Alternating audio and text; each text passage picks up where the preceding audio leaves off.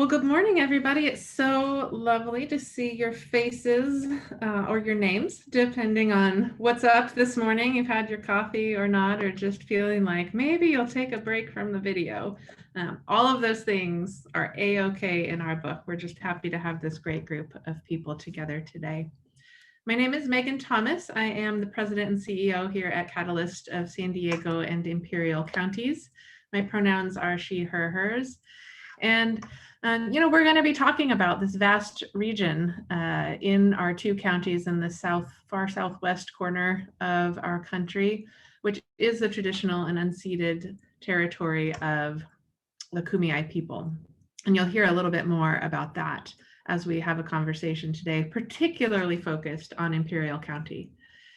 At the end of last year, when we updated our name from San Diego Grantmakers to Catalyst of San Diego and Imperial Counties, it was very consciously a decision to highlight Imperial County as a part of our mission, and more importantly, as a part of our interdependent region. We are culturally connected, economically connected, physically connected in the natural resources that make this home of ours what it is. And so we're very pleased to have some dynamic speakers here today, just incredibly thoughtful individuals who are working on their own behalf and on behalf of their institutions and their communities to make this region whole. One of the things that we're talking about at Catalyst right now is this notion of asset framing, right, versus deficit framing, thinking about the challenges in a particular conversation more as a function of what are the incredibly deep resources that are available to us. And sometimes that is money, sometimes that's actual physical resources, but oftentimes it's just the minds of the people that are present in the conversation. And so I think what you'll see today is that particular aspect of Imperial County and all of the people who are working, living, learning in that space. A little bit of housekeeping before I hand it over to our moderator. Please be aware that we are recording this session, and we will have it available later and share that with you in case you want to go back, a little bedtime watching or share it out. Feel free to use the chat. We really encourage an active chat box. You can drop questions there. You can share the thoughts that spring to mind as you're hearing our speakers or anything else. We'll have a very brief 3-question evaluation poll at the end that will ask you to click through before you depart. And we will, at some point here towards the end, break out for a few moments into virtual small groups to talk about impact investment approaches that you might have heard about, have questions about, or really sort of how are you thinking about starting or continuing your work in impact investing generally, but also for the Imperial Valley region. With that, I'm going to hand it over to our moderator to introduce our speakers. Jeff Kim is with the California Wellness Foundation. He is amongst the newest of our board of directors here at Catalyst, and we're just really thrilled to have him today to take us through this conversation. Thanks so much for being here, and I'll hand it over to you now, Jeff. Thank you, Megan. And first, thank you to the Bank of America for its generous sponsorship for today's program.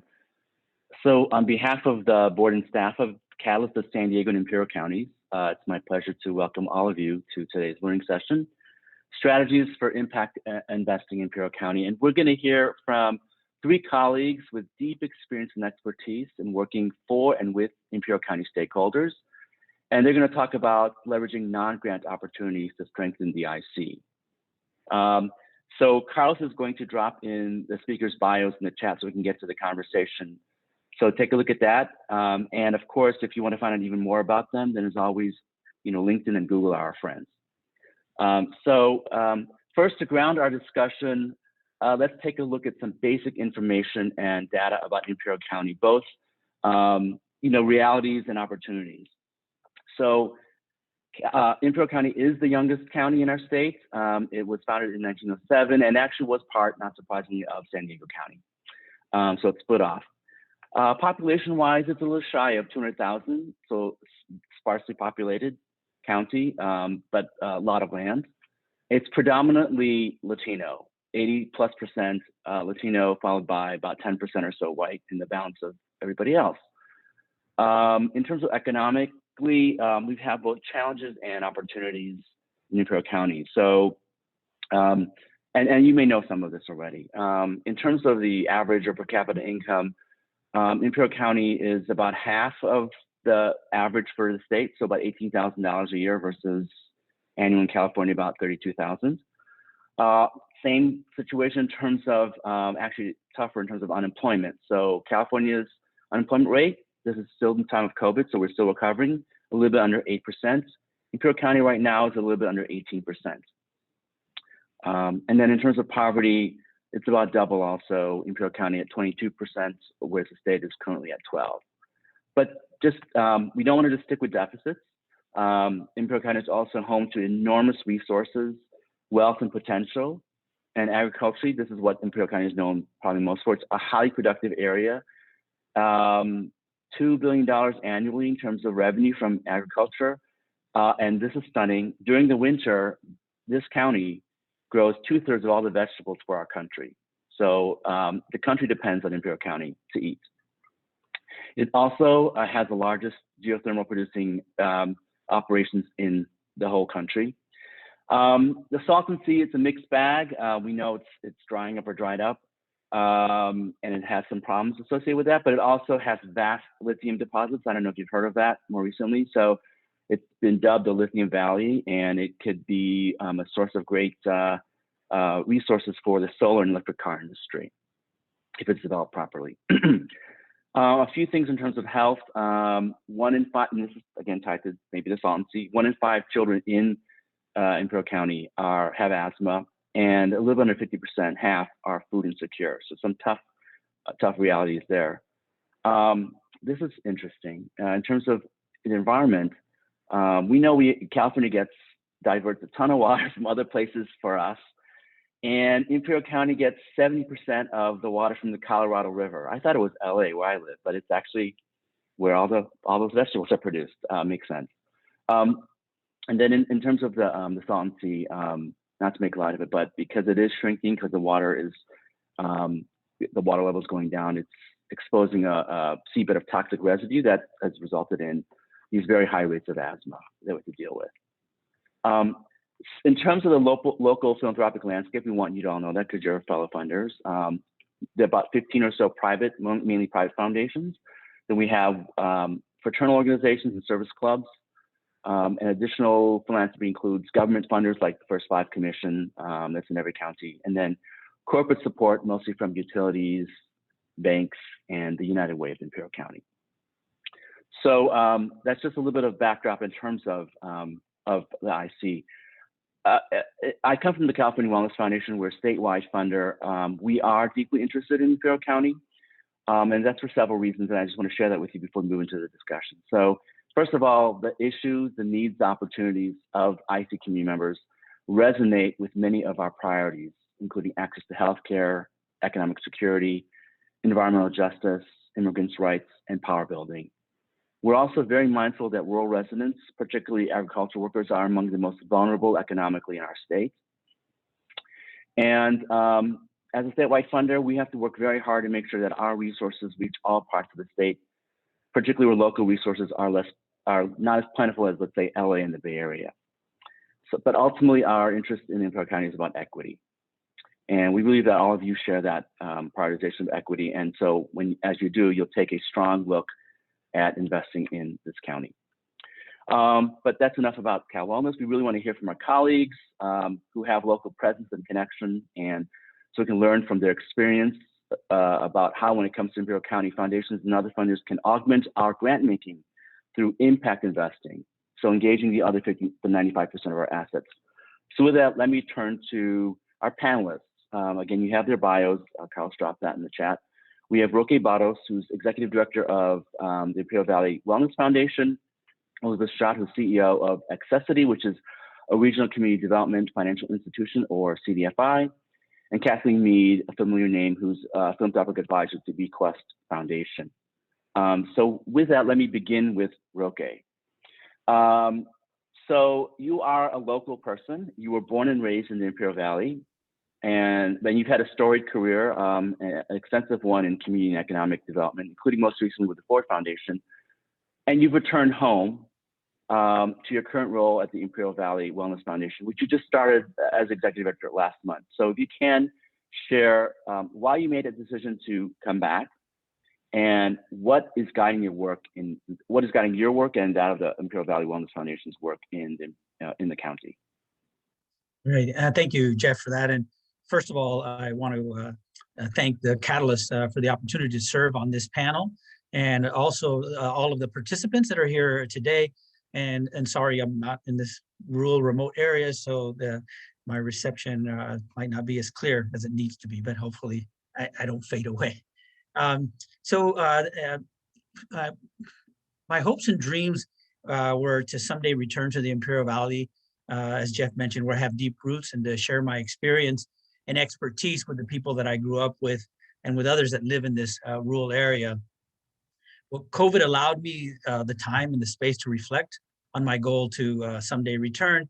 And then the opportunity with the IV Wellness Foundation reassured me that this was the right time for me to come back home. And so I have. And there was a few other reasons, family and so forth. But anyway, the second part of the question around the philosophy that guides our work in the Imperial Valley is based on the principles and practices of a community builder. I have always referred to myself as a community builder, no matter what position I held. I always say first and foremost that I'm a community builder. So first, we believe, that real and lasting change wells up from within communities. We need to start with what they know and build on what they have. And also believe that it's never too early to engage the community, and we must continuously listen and support outreach. Secondly, we believe that voice and visibility for all is critical. There are many decision-making tables, as you all know, that exclude the most vulnerable. Some refer to them as the hard to reach. Conversely, they feel we are the hard to reach. And thirdly, that our actions at the Imperial Valley Wellness Foundation demonstrates our journey of a grant maker to a change maker. And change makers believe that there are better ways of doing things. Change makers are visionaries and innovators. Change makers are catalysts. They are community builders, and change makers are willing to take risks.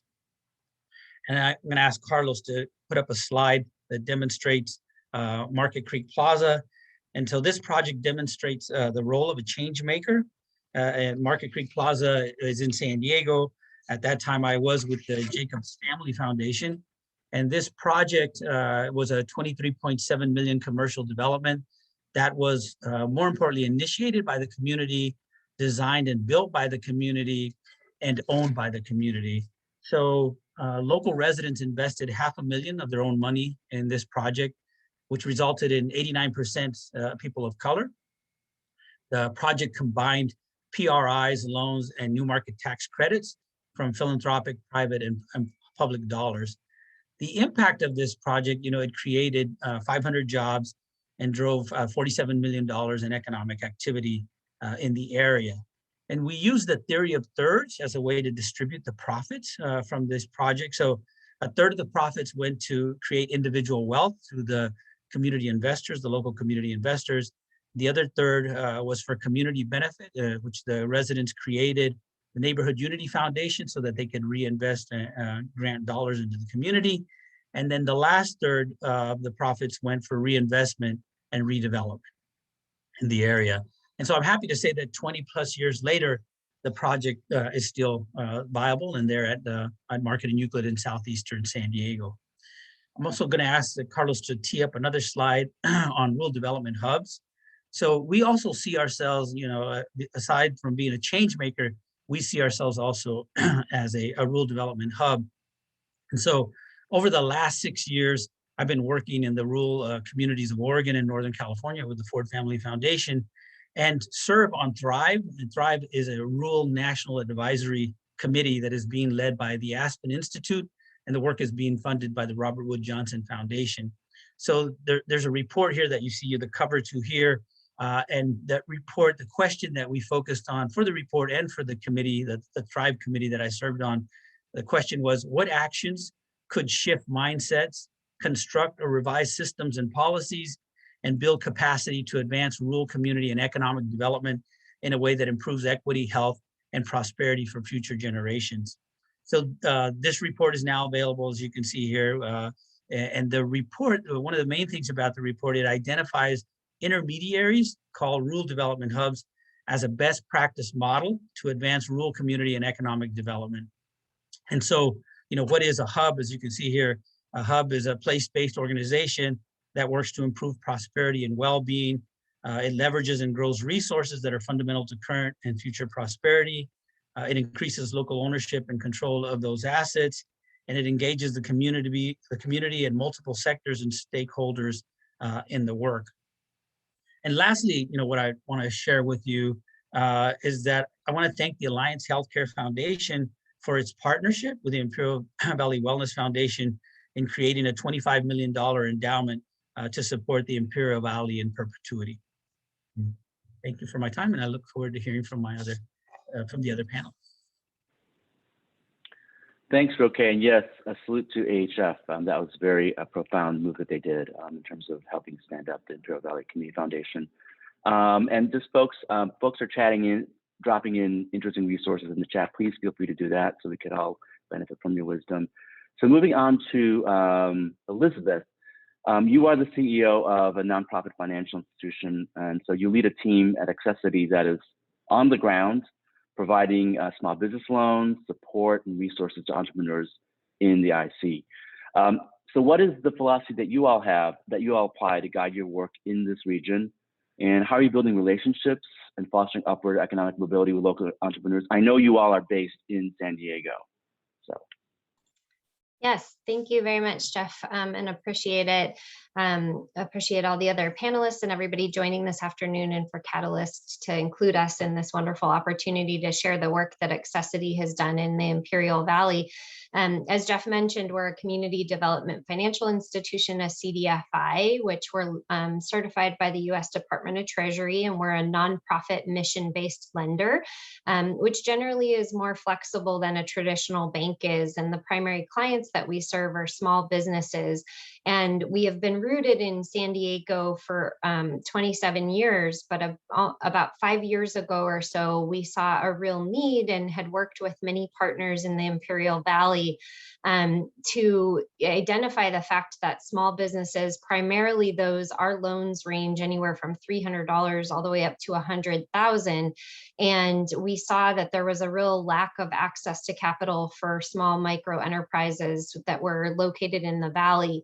And so we worked with many, many partners, some of which are already on this call, today. And we worked together really to develop a strategy in which we could bring our loan program to the Imperial Valley. And we heard loud and clear, and Jeff asked a little bit about our approach, that we really needed to have somebody on the ground in the Valley. And so, I think a lot of times, and I know some of us that are based in San Diego say this in some cases about LA, that sometimes we feel disconnected or forgotten, and so we heard loud and clear from many partners in the Valley that it was really important to actually have a person on the ground in the Valley that could be in attendance at events and actually work very significantly with the entrepreneurs hand in hand. And so we find that our approach there, we have a business development officer who really can be in person assisting many clients.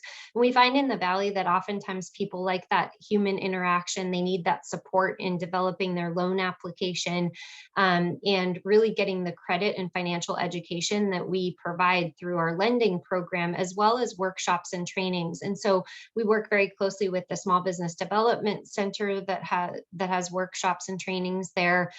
We also work very closely with the chambers and the economic development corporations so that we can be, at top of mind if somebody needs access to capital. And one of the things that happened over the course of many years in the Imperial Valley was also a lot of bank closures. And so where traditional financing institutions may not be available for the access to capital, that's where our loan program comes in.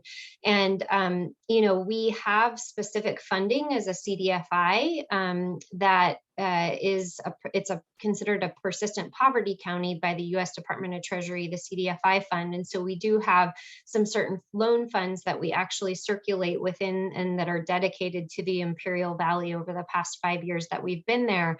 And Carlos has a slide, and I'll just highlight a little bit about the statistics of the folks that we are helping in the small business community in the Imperial Valley. I'll mention that the majority of them are Hispanic and low to moderate income status. We also see primarily the industries that are served are, generally speaking, retail, service-based, food-based businesses. Nana's Kitchen is a good example of that. It's a restaurant that we've funded and helped her expand her operations. And then this past year, we helped her with a COVID-related loan because she was obviously negatively impacted. And you can see the education levels and the activity of our lending per city. So it's really across the county, but there's some concentrations there, working with many of our partners in the Valley. And I would just say that we do work with, folks that our loan program is all in Spanish as well. And so we see that a lot in the Imperial Valley, the need for that language and the cultural sensitivity. We also see a lot of in-person support needed. So Larissa picks up documents from our loan clients. And so we do have revolving loan funds that an investment can be made geographically to support entrepreneurs, and a funder or philanthropic entity could make an investment in our organization, and then we revolve those loan funds into a certain geographic area, and that can be done in the Imperial Valley. And so I would just say that, I think there's a lot of opportunity. It's a job, economic engine. You talk about unemployment, small businesses can create jobs and maintain jobs. And so I really we feel strongly that it's important to have a presence as a flexible and mission-based lender to support this region. We also will work with people with ITINs. So if they have an ITIN, they can also go through our loan program as a nonprofit CDFI lender. So I'll stop there, but happy to answer questions later. Actually, Elizabeth, there is a quick follow-up question. Your staff person in Imperial County, is that person from the community, or did they come from San Diego? Yeah, no, they're based in the community and they're from there. So they did not come from San Diego. Local. Although there's nothing wrong with coming from San Diego. We just want to be clear about that. And there was also a question, I think, too, about how do they get to know the entrepreneurs and owners. I think a lot of it is, this year's been a little bit tricky because we've had to pivot digitally, but a lot of it is going out to events, going to networking events, whether that's elected official events or, small business community events. We also do presentations within some of the licensing and certification programs that are in the Valley, going and interacting with the chambers and even going door to door to businesses to educate them. So a lot of it is in person and grassroots in a normal environment. Great, thanks for that, Elizabeth. Now we're going to shift to Kathleen, who again is very well known in the community. You currently work with the Bequest Foundation, which fights the climate crisis, and we're all very aware of that these days. The reductions in carbon emissions and expanded use of renewable energy. So can you please talk about what guides your interest in the Imperial County, and what strategies your organization is exploring? Sure, thank you. And again, I want to also thank everyone who has joined us today for your interest in the Imperial County, Imperial Valley, and thank Catalyst for bringing us all together today. The Bequest Foundation really is a new family foundation, started in 2017, and we only really began contemplating what our purpose was in 2018. We really focused a lot on wanting to make sure that we stayed focused, and recognized by the end of that year that really the climate crisis was predominantly our area, would have to be our area of interest. If we didn't work to fight this crisis, nothing else would actually be possible for any of us. So as we began looking at the climate crisis, we then spent another 6 to 9 months trying to identify where the best place to drop into that. Those of you who recognize the issues with the climate crisis know that you can select so many places to go. But if you want to remain focused and make your investments, you have to really weigh the value and the purpose for each of those investments. Ultimately, we decided first that the most important thing for us was to really recognize that collaboration was going to be key. And do you mind putting up the slide, please, Carlos? I'm going to go to the next slide and skip that one too, because we've already talked about that. But we recognized that we needed to be place-based, our place being San Diego. But Imperial County became very interesting for us, and we became aware of it when the co-founders of BQuest went to a philanthropic meeting at the state, and the governor talked about the fact that there is on a per capita basis, little or less of an investment in Imperial County. And much like was talked about earlier, we recognize that they are our neighbors. We are connected in so many ways, and that we had to consider Imperial County as a primary area of interest. That said, we also recognize that we are part of a larger state and think of our place as the state too. We also recognized that what was going to be important was for us to not only make grants, but to consider impact investing, because we wanted to be sure that our endowment and our available funds would be able to be recycled over and over again and reused so that we can make a bigger impact. Importantly, we thought that what would be important is that we wanted to make multiple layers of impact.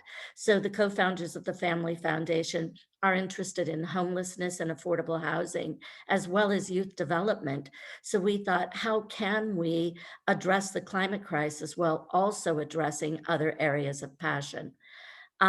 So today we're going to talk a little bit about the fact that we have combined our charitable gifts, the opportunity to make bridge loans, low interest loans, and deposit-backed guarantees to ensure that we are trying to identify what tool, which is the proper tool to use for the situation that we find ourselves in. Next slide, please. And what we recognized was first that collaboration was most important. We founded ourselves working with an organization called Sun for All, and Lee Barkin is on today's call, many of you know him, which provides nonprofits with access to tax benefits that are only typically available to for-profits because they are taxed, nonprofits are not. We recognize that we might want to consider grants to nonprofits to consider making investments in solar installations, because that incentive would allow them to say, should we be thinking about doing something other than what our core business is? And finally, how do we turn these low interest loans opportunities into what will yield a 15 to 20% solar invest discount, and it will reduce their current electric bill for 10 years, and then the asset is owned for life.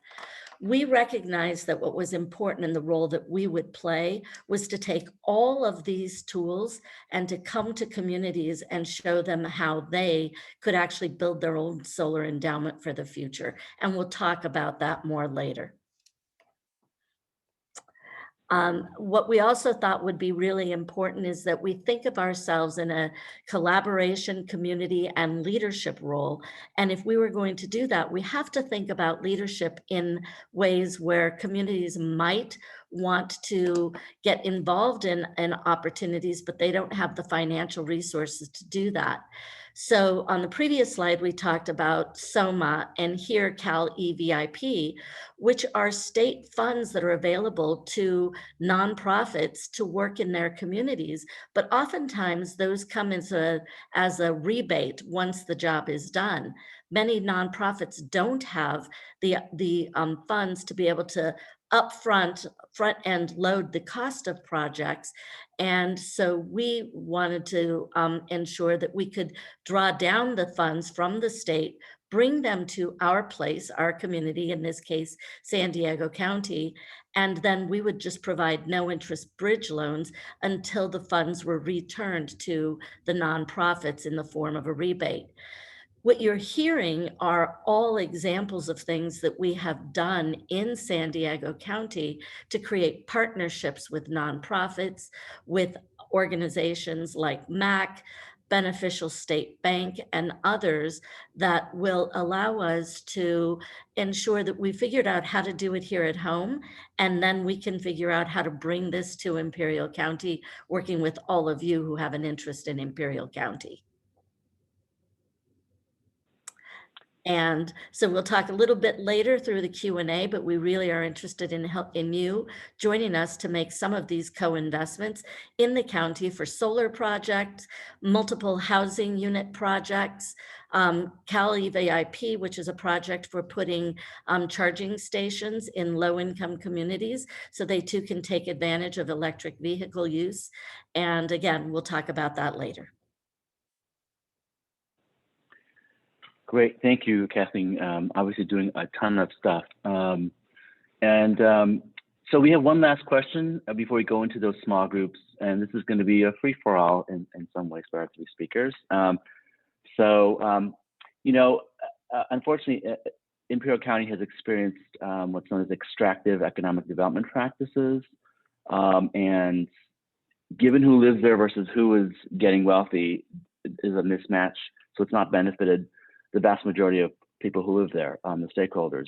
So for example, sustainable energy boom has not translated into increase in demand in terms of the local workforce, something that folks had predicted when that started out.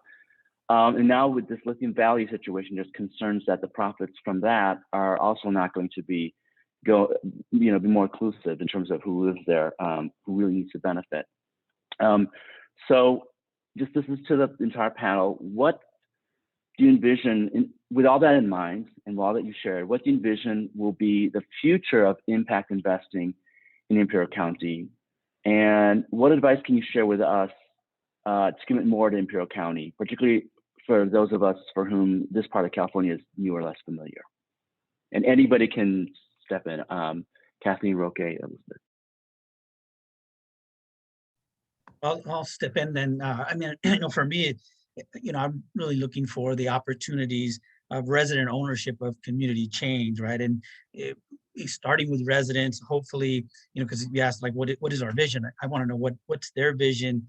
I want to make sure that they can design and build it, and more importantly, that they can own the assets. And I know some of our colleagues here talked about, other opportunities around housing and solar and so forth. And so I think wealth building opportunities for residents in the Imperial Valley, especially around renewable energy sources. I mean, as I drive around and I see all of these solar panels out there, and I just say to myself, wow, can you imagine if families owned a portion of that somehow, and they were sharing in the profits of these solar panels? And the same thing, I hope that there's these opportunities. I look forward to working with residents around negotiating ownership shares with the companies that will be extracting the lithium.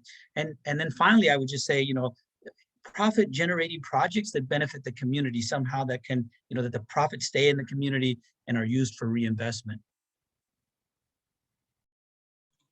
And I can jump in. I think one of the things that we'd like to continue to see is just dedicated resources for the Valley. I think from an investment standpoint, and I think the other thing is being at the table and in conversations with our government officials and continuing to tell the stories of the successes of the small businesses that we've supported with access to capital, which in turn then through their businesses creates wealth opportunities for the family and the community. And I think just continuing to advocate, and it's exciting to see Catalyst and some of you on this call really bringing to light more about the value that the Valley brings to not only our state, but the nation.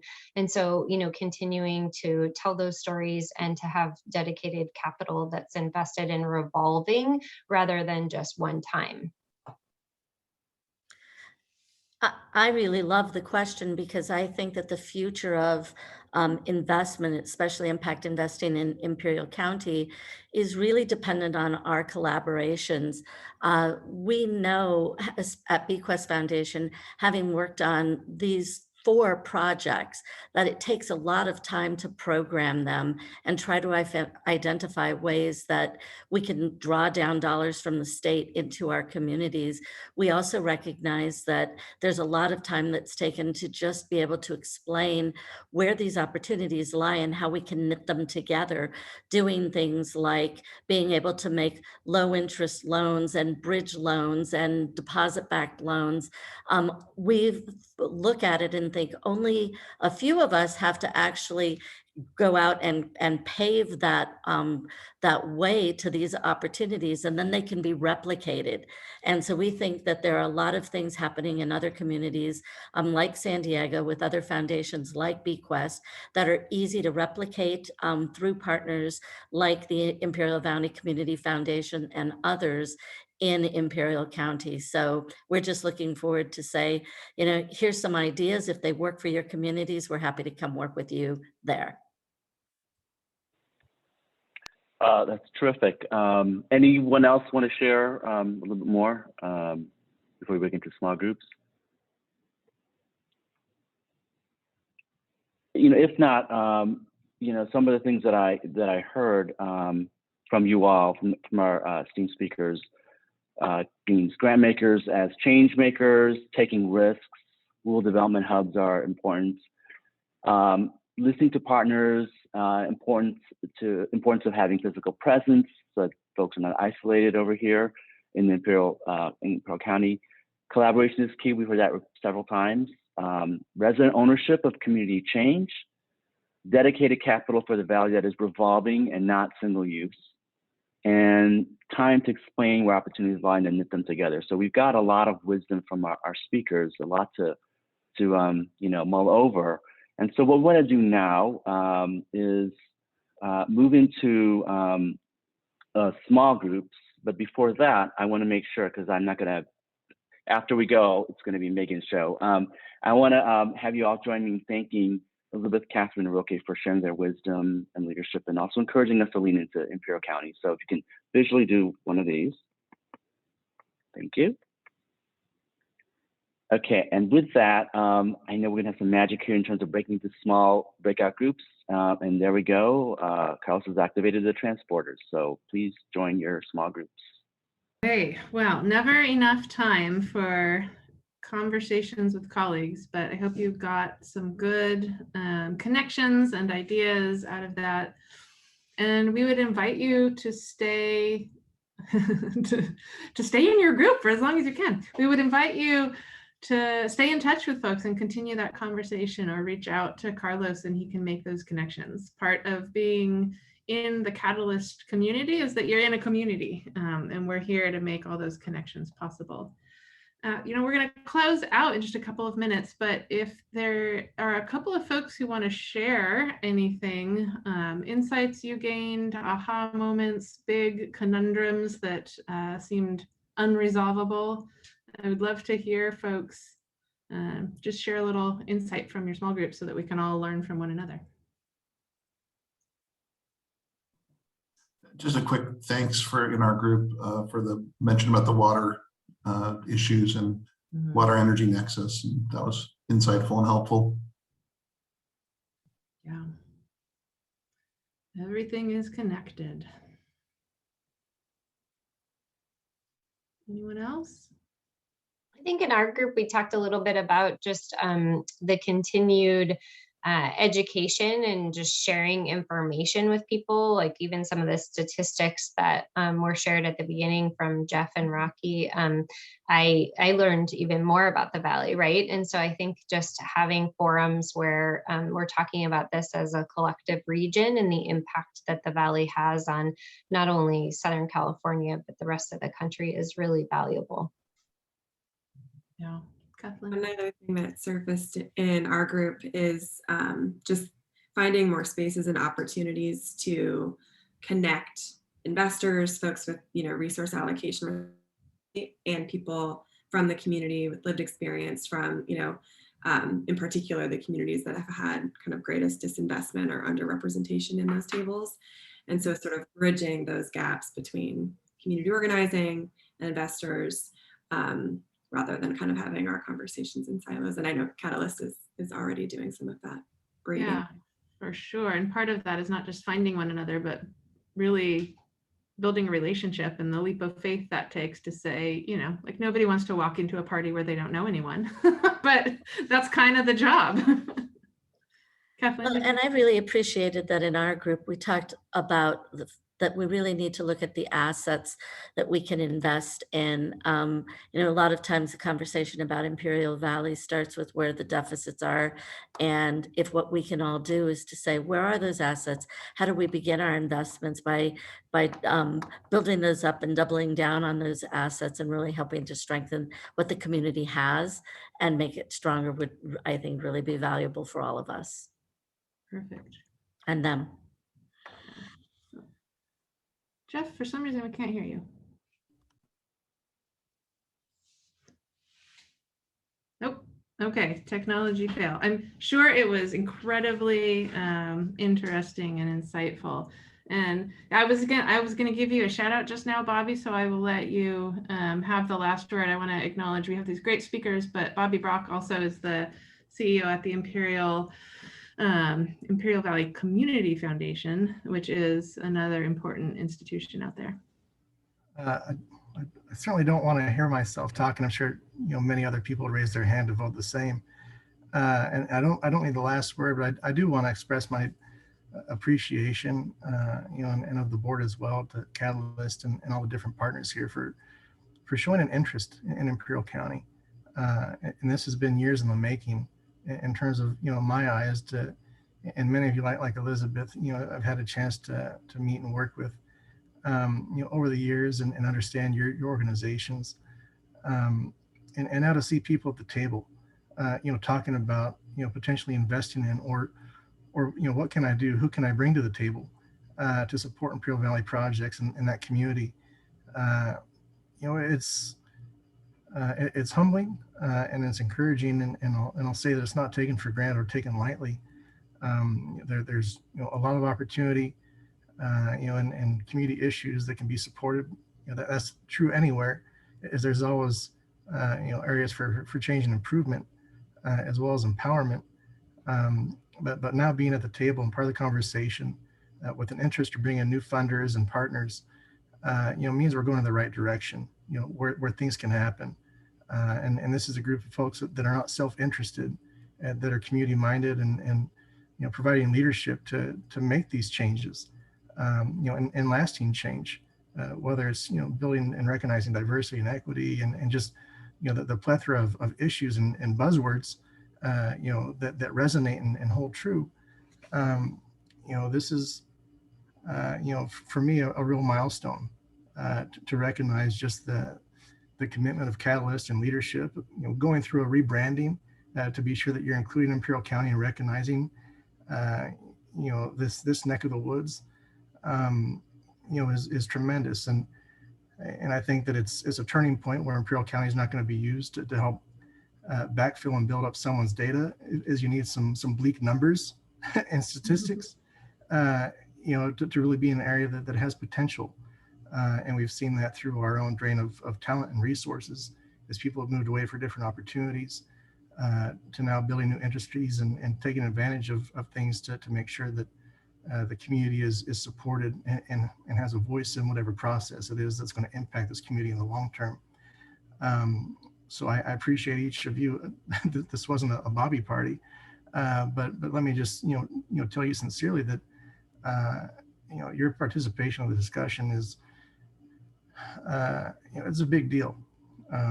So an hour of your time means a lot to people that have been working on this for years and years, and now to see people coming to the rescue, so to speak, and showing an interest, is really something special and significant. And if there's anyone that wants to come out here and tour the area or something in the future to build a series around Imperial County, and we'll be glad to help support that and make it happen. But if you ever need a place to hang your hat or someone to buy you tacos, let me know. We will take you up on that, Bobby. We will definitely, Catalyst will most certainly host an in-person visit as soon as that is feasible to do. I'm just going to recognize two other people and then hand it back to Jeff Kim for our final words. We didn't do sort of the round of introductions in the beginning, but I just want to thank Kimberly Phillips Bohm, who's here. She's a member of our board of directors as well, and is just really connected in the community, working with UCSD and reality changers, and showing up for climate with her family and other things. So just thanks for the support. And Paul Garrett, who I haven't seen in years, or I haven't seen anybody for years, but the Better World Trust Foundation has been funding in rural areas, particularly in sort of the north of the county.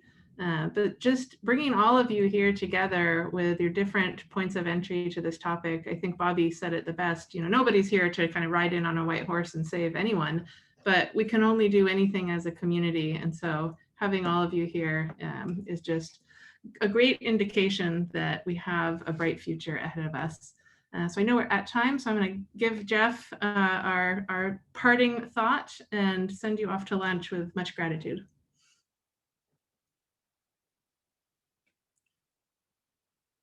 Where did he go? Nope, we can't hear you, Jeff. It must have been really, to unmute both things. Oh, well, we'll leave it for next time. Thank you everyone for being with us. Have a wonderful afternoon, and there will be more. So we'll see you at the next one.